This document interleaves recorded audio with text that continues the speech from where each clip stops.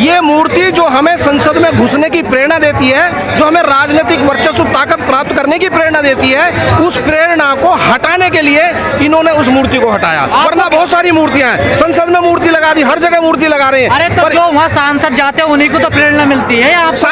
नहीं, वहाँ 14 अप्रैल और 6 दिसंबर को वहाँ आम आदमी भी जाता है और ये मूर्ति पूरे विश्व में प्रसिद्ध है। वे तो गुलाम लोग हैं, वे गुलाम लोग हैं। अभी हमारे वो चंद्रशेखर गया, चंद्रशेखर ने वहाँ आवाज उठाई है कि उसने कहा कि मैं कभी हाथ नहीं जोड़ता, लेकिन इस मूर्ति के लिए मैं हाथ जोड़ता हूँ और जो है मतलब वो मूर्ति वहीं लगनी चाहिए। संसद में उन्होंने आवाज उठाई है, हम ये बाहर उठा रहे हैं आवाज। बीजेपी से उम्मीद है आपको? नहीं, उनसे कोई उम्मीद नहीं है, लेकिन क्या उम्मीद है? अगर होती तो फिर वो हमें तो लोगों से उम्मीद है, हमें तो अपनी ताकत पर विश्वास है। हमें जो हमारी जो मंच का नेता, इनसे उम्मीद है? ये भाई रहनुमा अब ये फिलहाल तो संघर्ष कर रहे हैं, ये टाइम दे रहे हैं, सारी चीजें दे रहे हैं, मार्गदर्शन भी मिल रहा है, तो इनसे भी उम्मीद है। सबसे कई नेता ऐसे हैं जिनकी सरकार चल रही है गठबंधन में। हाँ, तो ये आवाज उठानी चाहिए इनको अंदर। अगर इनके नेता अंदर आवाज नहीं उठा रहे हैं तो ये भी गुलामी कर रहे हैं, यहाँ पे ये राजनीति कर रहे हैं, सीधी सी बात है, ये भी दिखावा कर रहे हैं। अगर ये बाहर आवाज उठा रहे हैं, अंदर नहीं उठा रहे हैं, तो इसका मतलब है दोगलापन है। आपको नहीं लगता इन लोगों को इस्तीफा देकर आना चाहिए था यहाँ पर? डेफिनेटली बिल्कुल आना चाहिए। मतलब अगर हमारे समाज के मुद्दों पर इन्हें जो है हर हाल में एक ही राय रखनी चाहिए, चाहे वो अंदर हो या बाहर हो। जो लोग चुनाव में संसद उठाए घूम रहे थे अपने सर पर, बाबा साहब की मूर्ति उठाए घूम रहे थे, वो बिल्कुल शांत है, बिल्कुल चुप हैं वो लोग। हाँ, वो भी गद्दारी कर रहे हैं। अगर आपका इशारा राहुल गांधी की तरफ और उसकी संविधान लेके जो ये कर रहे हैं, और जो संविधान के मतलब उसमें इन्होंने अभी सुप्रीम कोर्ट का हाँ वोट भी मांगा, सुप्रीम कोर्ट का भी डिसीजन आया, तो मेरी राय में कांग्रेस और जो ये तुम्हारा अखिलेश यादव है, ये दोनों के दोनों एक तरीके से ये भी गद्दारी कर रहे हैं, ये भी फूट डालने का काम कर रहे हैं। क्या संदेश देना चाहोगे समाज में, सरकार से क्या कहना? समाज से संदेश एक ही है कि हमें हर हाल में एक रहना है और हमें इस मनुवादी सत्ता को उखाड़ फेंकना है। मनुवादी सत्ता जब तक नहीं जाएगी, हम सारे लोग पार्लियामेंट में नहीं घुसेंगे, तब तक हम दलितों की राजनीति खत्म होगी, आप कह रहे हो उखाड़ फेंकेंगे? दलितों की राजनीति ऐसे कैसे खत्म हो जाएगी?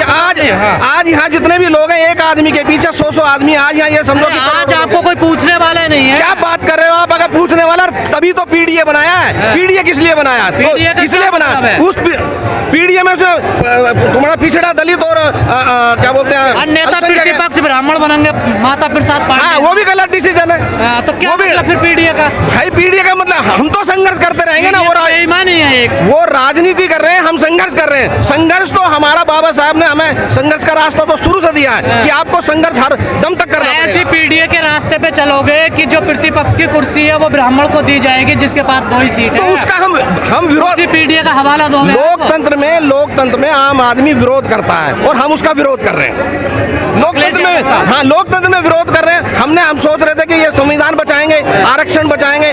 आज दोनों के दोनों जो है ना, ये तुम्हारा राहुल गांधी और अखिलेश, दोनों के दोनों चुप हैं। हमें उनसे गद्दारी लगाई देती है, हमारे साथ गद्दारी कर रहे हैं। कहने को तो वो कहते हैं कि हम बाबा साहब का बहुत सम्मान करते हैं। उसका ताजा उदाहरण आप देख सकते हैं कि अभी जो सरकारें हैं वो अपनी चाल चलने का काम कर रही हैं। सुप्रीम कोर्ट का एक निर्णय देखिए, अभी जो निर्णय आया है, कहने को तो बाबा साहब का सम्मान करते हैं। बाबा साहब ने जो SC/ST के अंदर जो उनको अधिकार दिए हैं, उसके अंदर जो अधिकार है उसके साथ कोई छेड़छाड़ नहीं कर सकता। लेकिन पिछले 78 सालों में सुप्रीम कोर्ट को यह दिखाई नहीं देता कि शेड्यूल कास्ट की जो 22.5% आरक्षण है वो आज तक पूरा नहीं किया गया। उसके बावजूद उन्हें यह दिखाई दे जाता है कि इसमें हमें वर्गीकरण करना है, उसमें बंटवारा करना है, जबकि बहुत गलत है। ये सरकारें कहीं ना कहीं पूर्व जो मनुवादी सोच थी उस पर काम कर रही हैं, क्योंकि आज हमारे लोग पढ़ लिख कर जो मेहनत करके जो आगे बढ़ रहे हैं, IAS लेवल तक जा रहे हैं, जवाब दे रहे हैं, उन लोगों को ये अखर रहा है। इसलिए वो लोग इन्हें पीछे धकेलने का काम कर रहे हैं। पिछले 78 वर्षों में अगर आप उठाकर देखोगे तो सारी जुडिशरी में 100% आरक्षण मनुवादियों का है। वो क्या है? वो आरक्षण नहीं है क्या? वो जनरल कोटे में जितने भी स्वर्ण समाज के लोग कब्जा करे हुए हैं, जितने विश्वविद्यालयों में 100% उनकी मासिक भागीदारी है, क्या उन लोगों की जातिगत जनगणना होकर उनको उनका राइट नहीं दिया जाना चाहिए? लेकिन नहीं, पूरा देश देख रहा है कि ये मनुवादी ताकत जजों की परीक्षा की बात इसलिए कर रहे हैं कि आप देख रहे होंगे कि जो निर्णय आ रहे हैं आज की डेटों में, जो निर्णय आ रहे हैं वो निर्णय मनुवादी ढंग पर दिए जा रहे हैं, जबकि संविधान के अकॉर्डिंग कोई निर्णय नहीं दिए जा रहे। जज क्या होता है कि आज मैं जज हूँ, हमारे पड़ोसी दूसरा जज है, तो आज मेरे बेटे को वो सिलेक्शन कर देते हैं। तो इसी तरीके से वो अपने अपने लोगों को आज देखना होगा कि पहले दादा जज थे सुप्रीम कोर्ट में, फिर उनके बाप जज हो गए, फिर अब बेटे जज हैं। तो क्या इस देश के अंदर जो पढ़ाई करके जो तबका आगे आ रहा है, जो हजारों वर्षों से पीछे रहा, क्या उनका राइट नहीं है? क्या वो पढ़ाई पढ़ने के बाद वो निर्णय नहीं कर सकते?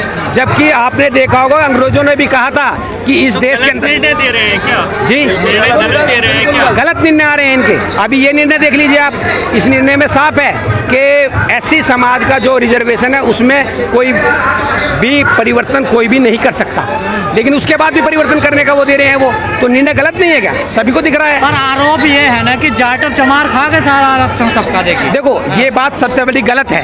आप ये कह रहे हैं कि वो कह रहे हैं कि जाटो चमार खा गए। आप देखोगे तो इस देश के अंदर पिछले 78 सालों में जो SC ST का आरक्षण 22.5% है, वो आप बताइए कितना भरा?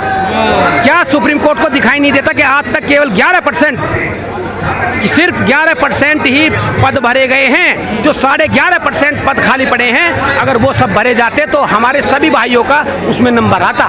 और सभी भाइयों का ऐसे नहीं है कि जाटा भी खा रहा है। इस देश के अंदर सभी समाजों को जाटा समाज आगे लेकर चलने का काम करता है, उनकी लड़ाई लड़ने का काम करता है। कहीं भी कोई आंदोलन होता है, लेकिन जब यदि कोई मेहनत करता है तो ये तो एक डेमोक्रेसी है। अगर एग्जाम मैं पास कर लेता हूँ उसमें तो मेरी नौकरी लगेगी, अगर दूसरा पास करता है दूसरे की लगेगी। लेकिन इसी के साथ साथ वो लोग चाह रहे हैं कि आपने देखा होगा रोस्टर प्रणाली, अगर रोस्टर प्रणाली के अंतर्गत 100 वैकेंसी कहीं निकलती हैं तो उसमें क्या होगा? चौथे नंबर पर OBC को दिया जाता है, 7वें नंबर पर SC को दिया जाता है, 10वें नंबर पर EWS को देंगे और 15वें नंबर पर जाकर जो ST को देंगे। लेकिन आप तो इस बात को समझ रहे हैं, लेकिन जो लोग नहीं समझ पा रहे, खुशी मना रहे हैं, उनके लिए क्या कहना है?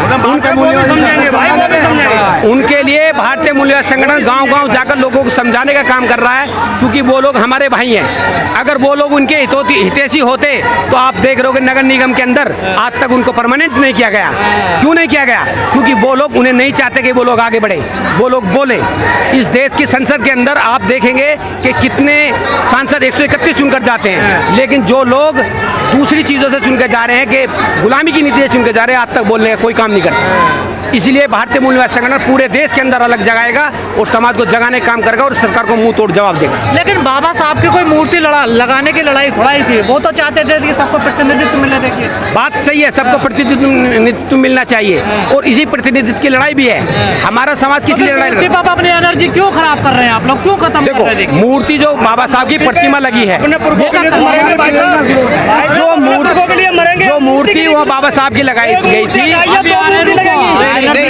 जो बाबा साहब की प्रतिमा लगाई गई थी, वो एक सम्मान प्रतीक, एक दिशा निर्देश देने वाली प्रतिमा है। क्योंकि वो प्रतिमा संसद भवन में जैसे एंट्री करते हैं वो हमारे सामने आती है। और एक जो दबा कुचला समाज होता है जो दूर दूर से आता है, जैसे कि आप 14 अप्रैल को देखो, 26 जनवरी को देखो, 15 अगस्त को देखो, जब संसद खुलती है आम आदमियों के लिए, वो देखते हैं कि हमारे बाबा साहब ने इस देश के लिए जो किया है उसका इनाम उन्हें मिला है। ये लड़ाई जो 1967 प्रतिमा तो अभी भी संसद में ही है ना। देखिए प्रतिमा संसद में है, आप उसकी अनदेखी करते हुए पीछे कहां से ले जाएंगे? जो पीछे अगर एंट्री करते हैं सभी सांसद वहां से गुजरते हैं, सभी लोग जाते हैं, वहां अच्छी प्रतिमा वहां लगेगा, सम्मान लगेगा, या पीछे जाके सम्मान मिलेगा? वो तो प्रतिमा पूरे देश के अंदर भी है, फिर प्रतिमा की जरूरत नहीं है। भाई जो सम्मान पूरा, आप नई प्रतिमा की मांग करें। नहीं क्यों करें? हम तो उसी स्थान पर प्रतिमा की मांग करें। जब संसद नया बना तो नई प्रतिमा लगनी चाहिए। संसद नया बना है, देखो संसद नया बना, ग्राउंड तो एक ही है ना उसका, वो ग्राउंड तो वही है ना, एक ही है। अब एक बात बताइए, अब वैसे तो कहते हैं कि हम हिंदुस्तान में रहते हैं, भारतवासी हैं, लेकिन उसका नाम किस पे रखा गया संसद का? उसका नाम भी डॉक्टर अम्बेडकर संसद रखा जाना चाहिए था। बिस्टा क्या होता है? संसद का नाम आपने देखा होगा। तो ये चीज़ें क्या है कि मनुवादी फितरत जो काम कर रही है, जो इस देश के हजारों वर्षों से दबा कुचला समाज है, उनके हकीदार नहीं देना चाहते, उनको जो सम्मान मिल रहा है उसके विरोध में लोग काम कर रहे हैं।